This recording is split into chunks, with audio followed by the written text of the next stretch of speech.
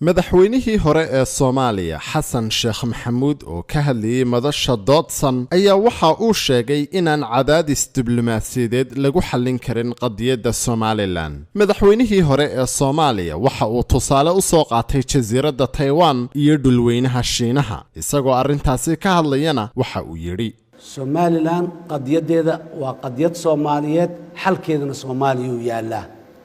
diplomatic pressure lagu abuuro Somaliland oo diblomaasiyadda iyo sharciyada caalamiga aan haysanaan aan ku gacan maroojinayna la yiraan nooma keenayso Somaliland way si fogeynay maxaqaa'iqa adduunyada ka jira waaqaca tilmaamayo xooga diblomaasiyadda dal isdiidan haduu miday karo Taiwan iyo China miday lahay China ma xoog ku yaryahay veto power leh adduunyada joogto jasiiradda yarto Taiwan waa diblomaasiyad pressure waa ku keeni weyse United Nations ka soo raacday inta ka barashar garay dalkii cilaaqaadka ka goosada dhaqaalan ku siinay wax kastay ku sameeyeen Taiwan waa jirtaa waa joogtaa Somaliland hal siyaasadeed oo aqal ku salaysan oo Soomaaliyeed annagay naga rabtaa inaan Kenya cilaaqaadka u goyno iyo inaan jeclaano Somaliland noogu imaamayso noogana fogaamayso hadba intaan juhdi iyo dadaal gelino qadiyadda Somaliland ayay noo jirtaa marka meelaha laga doondoonayo oo laga raadinayo qadiyadda Somaliland ma jirto qadiyadda Somaliland Soomaaliya iyo Somaliland ay ka dhaxaysa ayaga laga rabaa in geedhiiranaan waa inaan yeelano aan ku wajahno maruu ka hadlayay xaaladda gobolka Gedo ee maamulka Jubbaland iyo xiisadda halkaasi ka aloosan madaxweynihii hore ee Soomaaliya waxa uu dawladda federaalka Soomaaliya ku eedeeyay inay duminayso maamul goboleed dhisan madaxda dalka waxa laga rabaa tabashadaas inay xalliyaan laga rabaa sida suurtagalka ah oo markaa lagu xallin karo inay ku xalliyaan la rabaa oo aan ahayn xoog xal ma keeno sidiisaba qof Soomaali ah maanta waa raacdeyn kartaa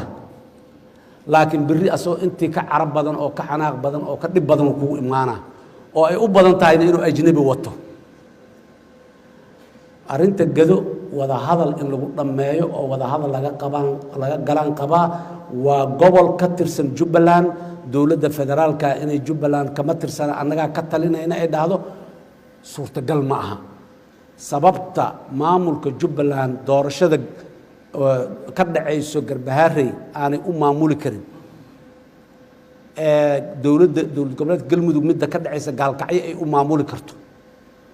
oo dawlad goboleedka Koonfur Galbeed mid oo la rabo inay ka dhacdo Baraawo ay u maamuli karto yaa ii sheegi karo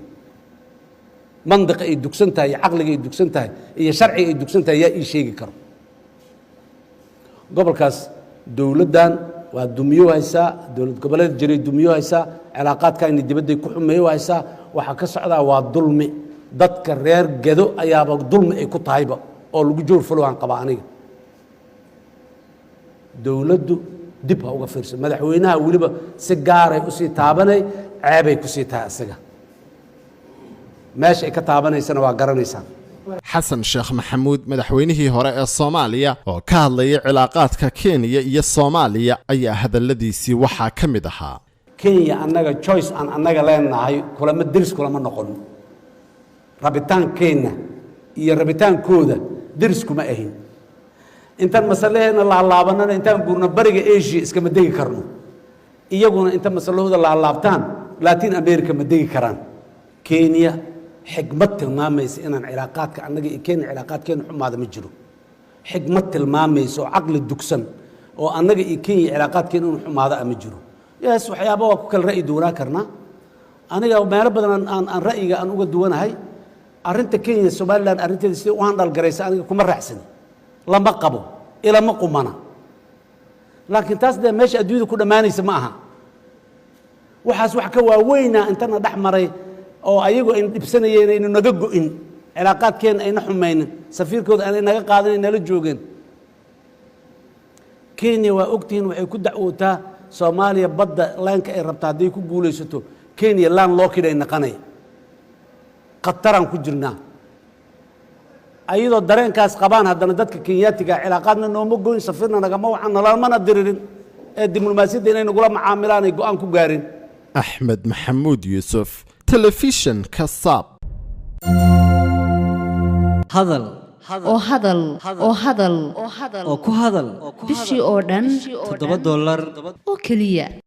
haddaba si aad ugu shubato adeega kaafiye fadlan garaac xidig 8 eber 8 afargees ama xidig 2 eber 2 tayo